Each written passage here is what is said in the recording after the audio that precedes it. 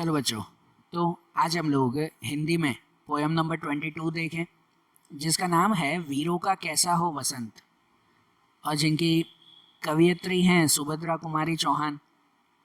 इन्होंने जो ये पोयम, ये काव्य जो लिखा है ना, वीरों का कैसा हो वसंत, कि जिसमें वसंत ऋतु के बारे में बताया हुआ है। वसंत ऋतु के जिसे जो है वो हमारी सबसे खूबसूरत ऋतु माना जाता है, सबसे सुंदर ऋतु जिसे माना जाता है, वो वसंत ऋतु। उस वसंत ऋतु में जब नेचर इतना अच्छी तरह से सजा धजा होता है, नेचर में हर एक चीज़ जो है वो एकदम अच्छी तरह से खिली हुई होती है। नेचर कहता है ना अपनी बेस्ट पोजीशन में होता है इस वसंत ऋतु में। लेकिन ऐसे ऋतु में हमारे वीर, चैप्टर का नाम है वीरों का कैसा हो वसंत, तो ऐसी ऋतु में हमारे वीर, वीर मतलब कि हमारे सैनिक, हमारे नौजवान जो हमारे देश के लिए लड़ रहे हैं, वो हमारे सैनिक, कि भाई वो कहाँ पर होते हैं। तो कहते हैं ऐसी इतनी सुंदर ऋतु में भी जब हर कोई जो है वो इस ऋतु को एंजॉय करता है ना, ठंडी का मौसम होता है कि तब हर कोई जो है वो ऐसे मौसम को एंजॉय करता है, ऐसी ऋतु को एंजॉय करता है, नेचर को जो है वो सेलिब्रेट करते हैं हर कोई इंसान। लेकिन उस वक्त हमारे वीर, हमारे जो है वो देशभक्त, हमारे सैनिक, वो तब भी हमारे देश की रक्षा के लिए कहीं पर खड़े रहते हैं। उनके लिए ये मौसम या ऐसी चीज़ें कोई मायने नहीं रखती, वो तो उस वक्त भी हमारे देश की लड़ाई के लिए लड़ रहे होते हैं, बरोबर ना। तो वही पॉइंट इसमें बताया हुआ है, वीरों का कैसा हो वसंत, कि जो वीर मतलब कि जो हमारे देश के सैनिक हैं, वो लोग ऐसे ऐसे मौसम, ऐसे जो है वो चीज़ें, ऐसा टाइमिंग वो कैसे सेलिब्रेट करते होंगे। तो देखो इस पोयम में समझे वो क्या कहना चाहते हैं।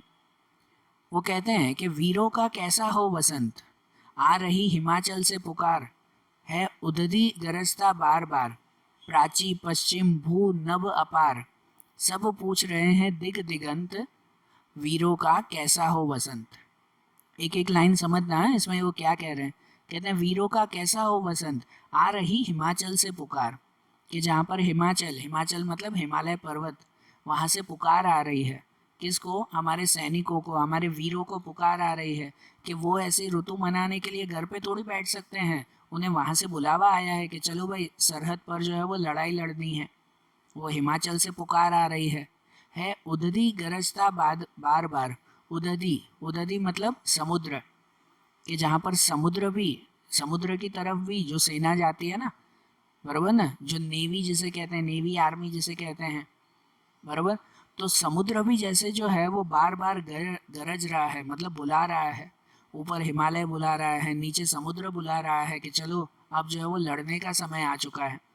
प्राची पश्चिम भू नभ अपार, प्राची पश्चिम मतलब पूर्व पश्चिम, भू नभ मतलब जमीन आसमान, हर कोई उन्हें बुला रहा है कि भाई चलो तुम्हारा जो है वो काम आ चुका है, कि अब देश के लिए, देश को जो है वो तुम्हारी ज़रूर है। हर कोई उन्हें बुला रहा है और सब पूछ रहे हैं दिग दिगंत। दिग दिगंत मतलब कि भाई जो है वो हमेशा से हर कोई पूछ रहा है कि वीरों का कैसा हो वसंत। तो इनडायरेक्टली वही कहना चाहते हैं कि जैसे हर कोई यही पूछ रहा है कि ऐसे मौसम में ये जो वीर मतलब जो सैनिक हैं, वो ये मौसम न जाने कैसे सेलिब्रेट करते होंगे। क्योंकि इस मौसम में जहाँ पर पूरी दुनिया अपने अपने सेलिब्रेशन में लगी हुई होती है, अपनी अपनी खुशियों में लगी हुई होती है, तब उस वक्त ऐसे सैनिकों का अपनी अपनी जगह से बुलावा आ जाता है कि चलो अब हिमालय की तरफ तुम्हें लड़ाई करनी है या समुद्र में तुम्हारे लड़ाई करनी है। तो उनका बुलावा आ जाता है लड़ाई के लिए। उन्हें उन्हें जो है वो इस तरह से इस मौसम को सेलिब्रेट करना, वो कहाँ उन्हें टाइम मिलता है। सही बात है ना। फिर आगे जैसे कहते हैं कि फूली सरसों ने दिया रंग, मधु लेकर आ पहुंचा अनंग, वधु वसुधा पुलकित अंग अंग, है विश्व वीर वेश में किंतु कंत, वीरों का कैसा हो वसंत। ये भी लाइन समझना कि फूली सरसों ने दिया रंग। सरसों पता है ना, सरसों के फूल वो इस वक्त जो है वो सजते हैं, मतलब इस वक्त अच्छी तरह से उगते हैं। ये सरसों के फूल एकदम अच्छी तरह से येलो कलर के वो फूल तैयार होते हैं, येलो और ऑरेंज टाइप के ये फूल जो खेतों में ये जब तैयार हो जाता है ना, तो पूरा खेत ऐसे येलो कलर के फ्लावर से एकदम सज उठता है, बहुत ही सुंदर लगता है। ये वसंत ऋतु की खासियत है, वह ना सरसों के फूल उस वक्त तैयार होते हैं। मधु लेकर आ पहुंचा अनंग, अनंग मतलब वो बी जो मधुमक्खी जिसे कहते हैं, समझो कि भाई वो बी अपना मधु लेकर, मतलब अपना हनी लेकर वहां पर आ गया। इतने सारे सुंदर फूल तैयार होते हैं तो इन फूल के ऊपर सब मधुमक्खियां भी तो आती है ना, बराबर ना, कि उन फूल में से अपना हनी लेने के लिए, अपना मध लेने के लिए। बधु वसुधा पुलकित अंग अंग, बधु वसुधा, वसुधा मतलब कि भाई आसपास का नेचर, बगीचा, गार्डन, पेड़ पौधे, हमारी धरती, वो समझो कि भाई ये सब चीजें उनका पुलकित अंग अंग, कि जैसे उसका नेचर का अंग अंग, नेचर का रोम रोम जैसे खिल चुका हो, बरोबर ना भाई। नेचर जो है वो अपनी बेस्ट पोजीशन में होती है इस वक्त, मैंने बताया था ना कि उसका रोम रोम जैसे खिल चुका है भाई। पूरा नेचर इतनी अच्छी तरह से सजा धजा है, लेकिन हमारे वीर कैसे सजे हुए हैं? तो लिखा हुआ है ना, है वीर वेश में किंतु कंत, लेकिन हमारे वीर वो अपने वेश में है। ये पूरा नेचर वो अपनी तरह से सजा हुआ है, लेकिन हमारे वीर कैसे सजे हुए हैं? तो अपने वेश में। अपने वेश में मतलब कि अपने सैनिकों के कपड़ों में वो सजे हुए हैं, कि उन्हें जो है वो देश की सेवा करनी है। उनके लिए ये ऋतु शायद इतनी इम्पोर्टेंट नहीं है, और अगर इम्पोर्टेंट है भी तो उससे ज़्यादा इम्पोर्टेंट हमारा देश है, कि जहाँ पर उन्हें देश की सेवा करनी है। इसलिए भले पूरा नेचर इतना अच्छी तरह से सजा हुआ है, लेकिन फिर भी उन्हें उन्हें तो भाई अपना काम ही करना है, वो अपने काम से मुड़ नहीं सकते। क्योंकि सैनिक जब अपना काम करते हैं तभी तो हम लोग जो है वो इतना आराम कर पाते हैं ना, सही बात है ना। या फिर जैसे कहते हैं ना थर्ड में, कि भर रही कोकिला इधर तान, मारो बजे पर उधर गान, है रंग और रण का विधान, मिलने आए हैं आदि अंत, बरोबर। यहाँ क्या कहते हैं ये भी लाइन समझना, कि भर रही कोकिला इधर तान, कोकिला मतलब कोयल, कि भाई ये ऋतु में कोयल भी एक तरफ अपना तान, भाई अपना म्यूजिक सुना रही है, अपनी जो है वो आवाज़ सुना रही है सबको। ऐसी ऋतु में सुबह के समय में आप कोयल का आवाज़ सुनो, बहुत ही मीठा, बहुत ही सुंदर लगता है वो। कि कहीं पर ये कोयलों की आवाज़ आती है, तो कहीं पर मारू की, मारू बाजे पर उधर गान। मारू, मारू एक तरह का जो है वो इंस्ट्रूमेंट कहलाता है, बराबर ना, एक तरह का इंस्ट्रूमेंट कहलाता है, कि जो इंस्ट्रूमेंट लोग बजाते हैं, मतलब जितना सुंदर जो है वो आवाज़ कोयल का आता है ना, वैसे ही समझो सुंदर आवाज़ वो लोग ऐसे इंस्ट्रूमेंट से बजा रहे हैं।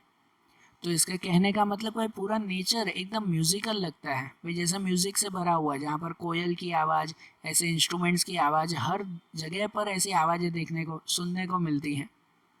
है रंग और रण का विधान, लेकिन सैनिकों के लिए तो रंग और रण की बातें हैं। रंग मतलब एक तरफ रंग है, पता है इसी सीजन में जो है वो होली का त्यौहार भी आता है, वसंत ऋतु में ही। तो कहते हैं भाई यही टाइमिंग, कि जब एक तरफ रंग होता है और एक तरफ रण होता है।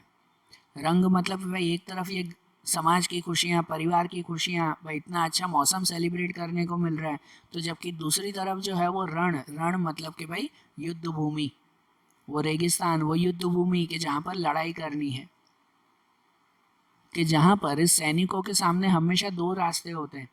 या तो वो यहाँ पर बैठकर अपने परिवार वालों के साथ, अपने घर वालों के साथ ये मौसम, ये जो है वो सब फेस्टिवल एंजॉय करें, उसे सेलिब्रेट करें, या तो फिर रण में जाकर, मतलब कि भाई युद्ध की भूमि में जाकर और वहाँ पर दुश्मनों के खिलाफ लड़ें, बराबर। और सैनिक हमेशा किसको चुनेंगे? उनके सामने हमेशा ही दो ऑप्शन होते हैं, और सैनिकों हमेशा वो किसको चुनते हैं? तो वो हमेशा रण को ही चुनते हैं। मतलब कि भाई देश में जाकर वहाँ पर सबसे पहले देश सेवा करनी है, यही उनकी प्रायोरिटी रहती है। कि भाई चलो ये मौसम, जो घर वाले हैं उनके साथ तो बाद में भी सेलिब्रेट किया जा सकता है, लेकिन पहले पहले देश की सेवा। मिलने आए हैं आदि अंत, आदि अंत मतलब वह शुरुआत से लेकर अंत तक, हमेशा से। इनके कहने का मतलब ये है कि हमेशा से, कोई भी वक्त क्यों ना हो, सैनिकों के लिए पहली प्रायोरिटी वो उनका देश होता है। रंग और रण में से अगर कभी उनको चुनना पड़े तो उनको हमेशा रण ही चुनना पड़ता है, या वो चुनते ही रण है, मतलब लड़ाई ही चुनते हैं, कि उन्हें आराम करना पसंद नहीं है, पहले देश के लिए सेवा, बाकी सब चीज़ें बाद में, बराबर। फिर आगे कहते हैं कि कह दे अतीत अब मौन त्याग, लंके तुझ में क्यों लगी आग, एक कुरुक्षेत्र अब जाग जाग, बतला अपने अनुभव अनंत, वीरों का कैसा हो वसंत। और यहाँ पे अब ये पोएट क्या कहते हैं पता है? ये पोएटिस कहते हैं कि भाई ये चीज़ आज की नहीं है कि लोगों को अपना घर बार, अपना परिवार, अपने फेस्टिवल्स, अपने सेलिब्रेशन सब कुछ छोड़कर देश के लिए लड़ना पड़ता है। कहते हैं ये चीज़ आज की नहीं है, हमेशा से, कि जब भी जो है वो बड़ी बड़ी लड़ाइयाँ हुई हैं, जब भी महान जो है वो युद्ध लड़े गए हैं, तब उस वक्त सैनिकों को अपना सब कुछ छोड़कर, भले फिर वो जो है वो कितने भी अच्छे परिवार में रहते हो, कितना भी अच्छा मौसम हो या कितनी भी खुशियाँ हो, वो सब छोड़कर आखिरकार देश की लड़ाई में उन्हें लड़ना ही पड़ता है। बराबर। तो इसके लिए भी ये लाइन्स दी गई है कि कह दे अतीत अब मौन त्याग। अतीत मतलब पास्ट। वो जैसे पास्ट को कह रहे हैं कि भाई आप पास्ट की बातें भी याद करो, कि भाई उसे मत जाने तो उसे भी याद करो कि भाई किस तरह से आज तक जितनी भी लड़ाइयाँ लड़ी गई है, हर लड़ाई में सैनिकों को ऐसा ही सेक्रीफाइस देना पड़ता है। कि जैसे उसमें ये एग्जाम्पल के थ्रू दिया हुआ है, लंके तुझ में क्यों लगी आग। लंका, लंका के बारे में एग्जाम्पल दिया हुआ है। लंका मतलब भाई रामायण की लड़ाई, कि उस वक्त भी वो लड़ाई याद करो आप लोग, कि जिसमें भी तो इतने सारे सैनिक श्री राम के साथ जुड़े थे ना, या रावण के साथ जुड़े हुए थे, किसी के भी साथ। अपना घर परिवार, भले कितना भी सेलिब्रेशन हो, मौसम हो, कुछ भी हो, वो सब छोड़कर उन्हें लड़ाई के लिए आना ही पड़ा था ना। रामायण की लड़ाई हो या दूसरा लाइन जैसे दी गई है कि कुरुक्षेत्र अब जाग जाग। कुरुक्षेत्र, कुरुक्षेत्र की लड़ाई मतलब कि भाई महाभारत की लड़ाई। भाई महाभारत की इतनी बड़ी लड़ाई हुई थी, तब भी तो सोचो ना कि सभी सैनिक अपना घर बार, अपना परिवार, सेलिब्रेशन, मौसम सब कुछ छोड़कर वो भी तो लड़ाई में लगे होंगे ना। बराबर ना। बतला अपने अनुभव अनंत, वीरों का कैसा हो वसंत। कि आप भले ही जो है वो कितने भी अनुभव, मतलब कितनी भी जो है वो पीछे हिस्ट्री आप देख लो, कि हर जगह पर वीरों का वसंत ऐसा ही होता है। हर जगह पर इसी तरह से वीरों को जो है, जब अपने देश सेवा की मौका आता है ना, या देश सेवा का जो है वो टाइम आता है कि अब अपने देश के लिए कुछ करना है, तो अपना सब कुछ छोड़कर भी वो सबसे पहले जो है वो अपने देश के लिए सेवा करते हैं। फिर आगे के एग्जाम्पल भी वैसे ही हैं कि हल्दी घाटी के शीलाखंड, ए दुर्ग सिंहगढ़ के प्रचंड, राणा ताना का कर घमंड, दो जगह आज सुरतिया ज्वलंत, वीरों का कैसा हो वसंत। दूसरे भी ये कुछ हिस्ट्री के एग्जाम्पल दे रहे हैं कि जब जो है वो हमारे वीर, हमारे सैनिक हमारे देश के लिए लड़े हैं। कि जिसमें दिया हुआ ना हल्दी घाटी के शीलाखंड, हल्दी घाटी की जब लड़ाई हुई थी महाराणा प्रताप की, तब उस वक्त की वो लड़ाई भी याद कर रहे हैं कि आप उस वक्त की लड़ाई याद करो। दुर्ग सिंहगढ़ के प्रचंड, तब उस वक्त दुर्ग मतलब किले, सिंहगढ़ के किले जो राणा प्रताप के किले थे, बराबर, उन किलों में भी कितनी बार लड़ाइयाँ हुई है, कितनी बार दूसरे जो है वो लोगों ने उन किलों के ऊपर, महाराणा प्रताप के ऊपर अटैक किया है और उन्होंने उनके खिलाफ लड़ाई भी की है। राणा ताना का कर घमंड, कहते हैं भाई महाराणा प्रताप या तो फिर जो है वो तानाजी जैसे लोगों को याद करो, कि भाई कर घमंड, भाई उन्हें याद करो। दो जगह आज स्मृतियाँ ज्वलंत, कि भाई अपनी स्मृतियाँ, अपनी याद आज आज जो है वो मन में लेकर आओ, कि देखो भाई इतने बड़े बड़े सैनिक हुए, इतने बड़े बड़े राजा हुए, तो उनकी भी जितनी भी बार लड़ाई हुई थी, हर लड़ाई में यही तो होता है ना, कि भाई वीरों को, नौजवानों को अपना घर बार, अपनी सिचुएशन जो कुछ भी हो, वो सब छोड़कर पहले देश सेवा में हाजिर होना पड़ता है। बरोबर। और आखिरी में वो कहते हैं कि भूषण अथवा कवि चंद नहीं, बिजली भर दे वह छंद नहीं, है कलम बनी स्वच्छंद नहीं, फिर हमें बतावे कौन हंत, वीरों का कैसा हो वसंत। और आखिरी में वो कह रहे हैं कि भाई वो खुद के लिए भी वो ये बात बता रहे हैं, कि जिसमें पहले कुछ कवियों के बारे में इसमें कहा गया है कि भूषण अथवा कवि चंद नहीं। वो खुद के लिए कह रहे हैं कि भाई खुद जो ये पोएटिस हैं, वो ये कह रहे हैं कि भाई वो खुद भूषण की तरह या कवि चंद की तरह महान कवि नहीं है। बराबर ना। भूषण कवि थे या कवि चंद थे, वो बहुत ही फेमस कवि थे, तो कहते हैं वो उनकी तरह फेमस नहीं है। बिजली भर दे वह छंद नहीं, कि उन्होंने जो ये छंद मतलब जो ये पोयम लिखी है, वो ऐसी नहीं है कि भाई लोगों में जो है वो बिजली भर दे ना। खुद की पोलाइटनेस बता रही है कि हाँ भाई मैंने कोई इतनी अच्छी पोयम नहीं लिखी है, ठीक ठाक पोयम लिखी है मैंने, ऐसा इनडायरेक्टली वो कह रहे हैं। है कलम बंदी स्वच्छंद नहीं, और वो कह रहे हैं कि उनकी कलम भी बंधी हुई है। पता है ना, हम कुछ भी लिखते हैं तो ये इनडायरेक्टली हमारे माइंड में प्रेशर होता है कि अगर हम लिख रहे हैं और किसी को कुछ बुरा लग जाए, तो किसी को कुछ जो है वो गलत फील हो जाए, तो इसलिए कहते हैं ना कि भाई कलम बंदी स्वच्छंद नहीं, हमारा कलम वो जो है वो एक तरह से बंधा हुआ कहलाता है, कि हम अपनी इच्छा से अपने मन की हर एक चीज़ उसमें लिख पाते नहीं है।